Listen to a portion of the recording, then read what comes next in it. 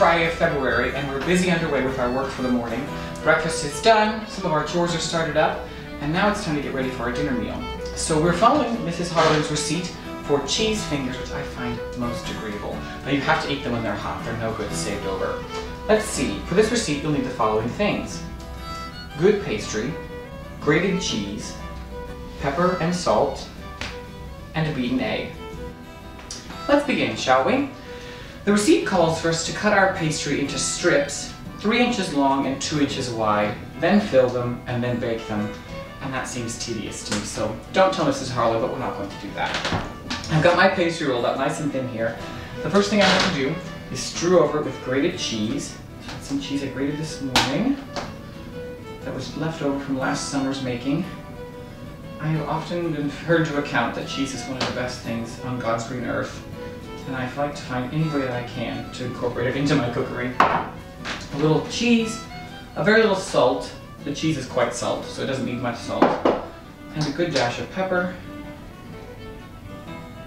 It can be very dear in the store, so I don't want to waste it. And then we'll fold it over, press it down, and I'm going to take the rolling pin to it to make sure that it's quite nice and pressed. And we'll cut it into strips, or fingers as they might be called.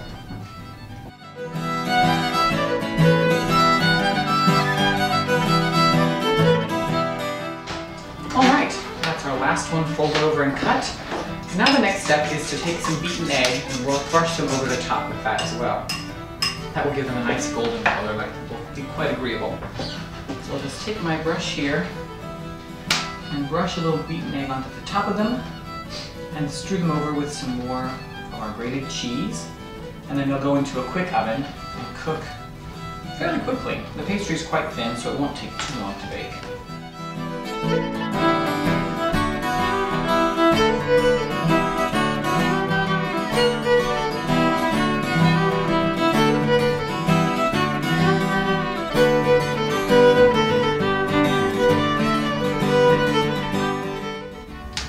Alright, that's the last little bit of cheese sprinkled on there.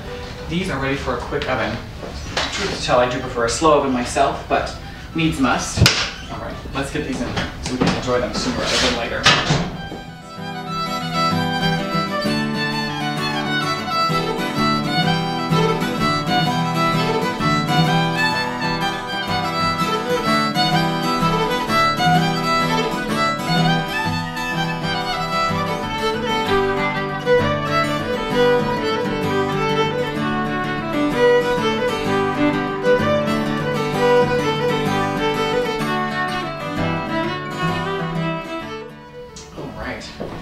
Nice and golden out of the oven.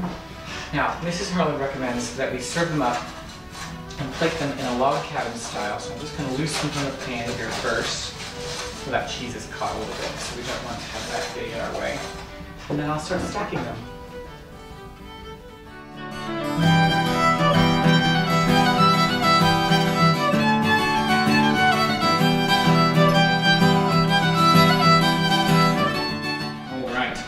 All done. And if I may say so, I think they look quite handsome. But the proof is in the pudding. Let's have a taste, shall we? Crispy and light and plenty of cheese. It'll be a welcome addition to our dinner table, I dare say.